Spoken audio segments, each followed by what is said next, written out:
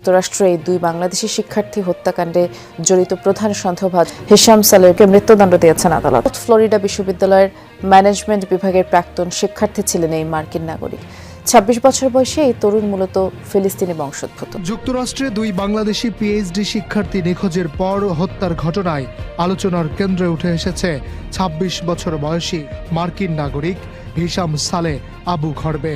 Florida অঙ্গরাজ্যে ঘটে যাওয়া এই ঘটনায় তাকে ফাঁসির আদেশ দিয়েছেন আদালত। যুক্তরাষ্ট্রের হিলসব্রো কাউন্টি শেরিফ কার্যালয় জানিয়েছে, জিজ্ঞাসাবাদের এক পর্যায়ে আবু ঘরবের দেওয়া তথ্যের ভিত্তিতে ফ্লোরিডার একটি এলাকা থেকে লিমনের মরদেহ উদ্ধার করা হয়। তার বিরুদ্ধে পরিকল্পিতভাবে দুটি হত্যাকাণ্ড সংগঠনের অভিযোগ আনা হয়েছে, যা যুক্তরাষ্ট্রের আইনে ফার্স্ট ডিগ্রি মার্ডার হিসেবে গণ্য করা হয়। তার বিরুদ্ধে সহিংসতা, প্রমাণ নষ্ট এবং মরদেহ সরানোর অভিযোগ আনা হয়েছে। ২৬ বছর বয়সী এই মার্কিন নাগরিকের উগ্র মেজাজ ও অপরাধপ্রবণ অতীত বিশ্লেষণ করে পুলিশ বলছে, তিনি একজন সিরিয়াল অফেন্ডার বা নিয়মিত অপরাধী। লিমনের সাবেক রুমমেট এই হিশামের বিরুদ্ধে এর আগেও একাধিক সহিংস অপরাধ ও পারিবারিক নির্যাতনের অভিযোগ ছিল। সুদূর পূর্বাসে একটা স্বপ্ন বুকে নিয়ে আমেরিকার পথে পা বাড়িয়েছিলেন জামিল আহমেদ লিমন ও নাহিদা সুলতানা বৃষ্টি। উচ্চশিক্ষা, সফল কেরিয়ার আর সেই সঙ্গে একসাথে জীবন গড়ার নীরব অঙ্গীকার ছিল তাদের চোখে মনে। কিন্তু ভাগ্য যেন অন্য গল্প লিখে রেখেছিল। যুক্তরাষ্ট্রের ফ্লোরিডায় রহস্যজনকভাবে থেমে গেল দুই বাংলাদেশি শিক্ষার্থীর জীবনের পথ চলা। যুক্তরাষ্ট্রে বাংলাদেশি দুজন শিক্ষার্থী জামিল লিমন এবং নাদিয়া বৃষ্টির ঘটনায় অভিযুক্ত রুমমেট হিশাম আবু গরবেকে গ্রেফতার করার পরে বেরিয়ে আসছে একের পর এক চাঞ্চল্যকর এবং রহস্যময় তথ্য। এই আবু হিশামের বিরুদ্ধে তার পরিবার থেকেই একাধিক অভিযোগ রয়েছে। বিভিন্ন থানায় তার বিরুদ্ধে মামলা করা হয়েছে এবং পরিবার থেকে জানানো হয়েছে যে এই হিশাম আবু গরবে যেন কোনোভাবেই তার পরিবারের সাথে যোগাযোগ করতে না পারে এবং একসাথে থাকতে না পারে। দর্শক, একবার ভাবুন তো, যার কাছে তার পরিবারই নিরাপদ নয়, তার কাছে একজন রুমমেট কিভাবে নিরাপদ থাকতে পারে? যে কারণেই এবার রিমান্ডে এ ব্যাপারে চাঞ্চল্যকর এবং রহস্যময় তথ্য বেরিয়ে আসছে। এবং এই হিশাম আবু গরবে তিনি হত্যার দায় স্বীকার করে স্বীকারোক্তি দিয়েছেন, যে কারণেই তার সর্বোচ্চ শাস্তি ফাঁসির আদেশ দিয়েছেন আদালত। দর্শক, এ বিষয়ের কিছু অংশ ভিডিওর শুরুতে শিরোনামে আপনারা দেখেছেন, বিস্তারিত পুরো ভিডিও জুড়ে। তার আগে আমার একটা অনুরোধ, যারা আমার চ্যানেলে নতুন আসছেন চ্যানেলটি সাবস্ক্রাইব করে ওয়াল ক্লিক করে বেল আইকনটি বাজিয়ে দিন।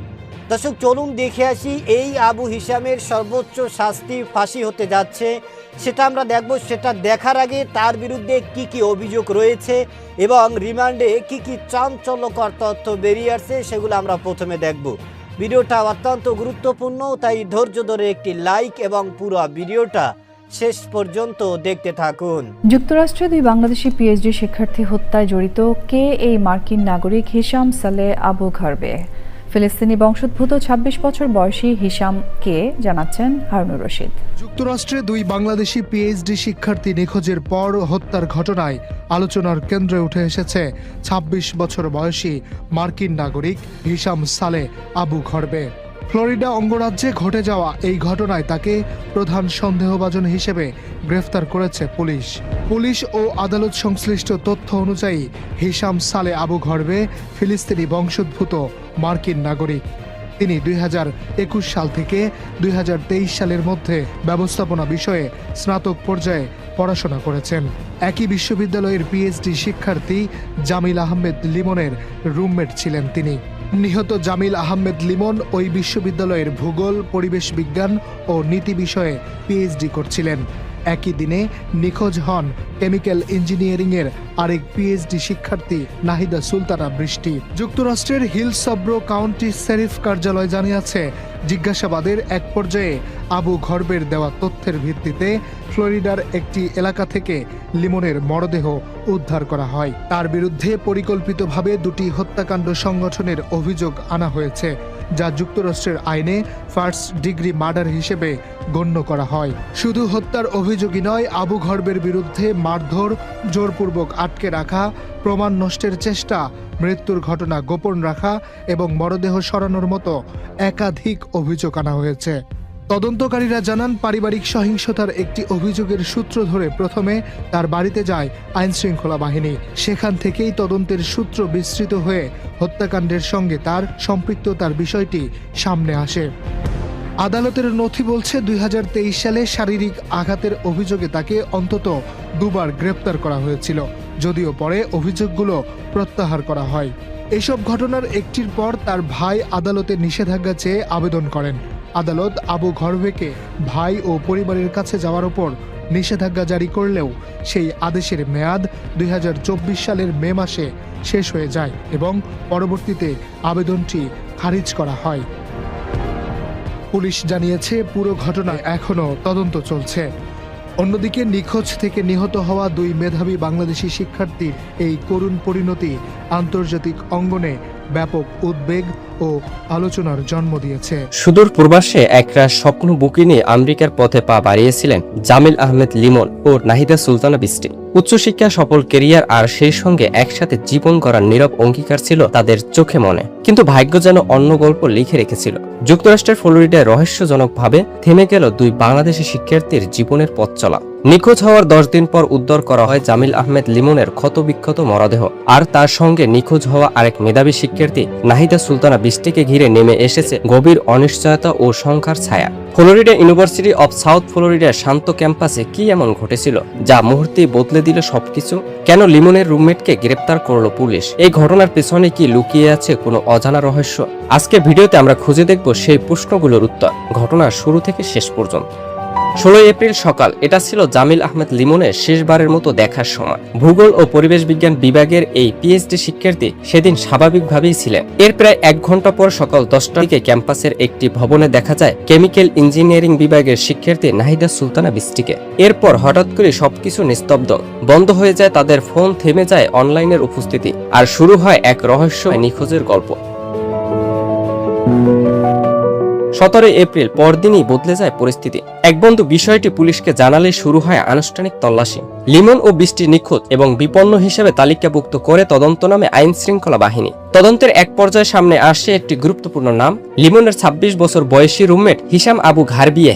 তিনিও একই বিশ্ববিদ্যালয়ের সাবেক শিক্ষার্থী। শুরুতে পুলিশের সঙ্গে সহযোগিতা করলেও হঠাৎ করে তিনি নীরব হয়ে যান, যা সন্দেহকে আরো ঘনীভূত করে।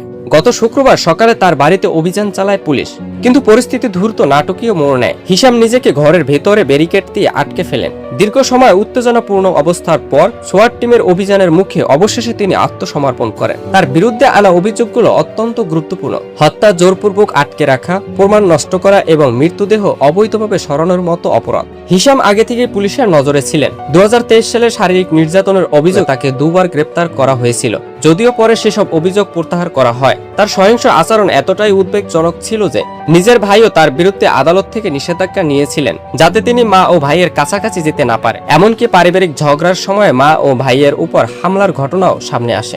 গত বছর সেই নিষেধাজ্ঞার মেয়াদ শেষ হলে পুনরায় বাড়ানোর আবেদন করা হলেও আদালত তা খারিজ করে দেয়। আর ঠিক এর কিছুদিন পরেই ঘটে যায় এই মর্মান্তিক ঘটনা। দর্শক, আপনারা জানেন, বাংলাদেশের 2 জন শিক্ষার্থী যুক্তরাষ্ট্রে উচ্চ শিক্ষায় শিক্ষিত হওয়ার জন্য এবং দেশের মুখ উজ্জ্বল করার জন্য বাবা মার আশা, তাদের স্বপ্ন এবং তাদের মুখ উজ্জ্বল করার জন্য যুক্তরাষ্ট্রে গিয়েছিলেন 2 শিক্ষার্থী, জামিল লিমন এবং নাদিয়া বৃষ্টি। কিন্তু মুহূর্তের মধ্যে তাদের আশা, আকাঙ্ক্ষা, তাদের স্বপ্ন, তাদের সব কিছুই যেন মুহূর্তের মধ্যে শেষ হয়ে গেল। আপনারা জানেন, এই নাদিয়া বৃষ্টি এবং জামিল লিমন তারা বাংলাদেশে অত্যন্ত সুনামের সাথে লেখাপড়া শেষ করে পিএইচডি করার জন্য তারা যুক্তরাষ্ট্রে গিয়েছিল, এবং যেই যুক্তরাষ্ট্র পুরো বাংলাদেশকে মানবতার সবক দেয়, পুরো পৃথিবীর এবং পুরো রাষ্ট্রে তারা যেই মানবতার সবক দেয়, কিন্তু তাদের মধ্যেই সেই ধরনের কোনো মানবতা নেই। সামান্য একটা ইস্যু নিয়ে, সামান্য একটা ঘটনা নিয়ে 2 জন মানুষকে তারা যুক্তরাষ্ট্রের মাটিতে একেবারেই শেষ করে দিয়েছে। এ ঘটনায় বাংলাদেশের মানুষকে যুক্তরাষ্ট্রের মাটিতে এবং বাহিরের মাটিতে বসবাস করার ক্ষেত্রে তাদেরকে নতুন করে ভাবিয়ে তুলেছে। কারণ এ ধরনের ঘটনা আসলেই মানুষের দরজায় কড়া নাড়িয়েছে, এবং যেই সমস্ত শিক্ষার্থীরা বুক ভরা আশা নিয়ে, স্বপ্ন নিয়ে তারা এই বাহিরের রাষ্ট্রে গিয়েছিল, তাদের সেই স্বপ্ন মুহূর্তের মধ্যে শেষ হয়ে গিয়েছে এবং তাদের নিথর দেহ কিন্তু ইতিমধ্যে বাংলাদেশে এসেছে এবং দাফন কাফনও কিন্তু ইতিমধ্যে শেষ হয়ে গিয়েছে।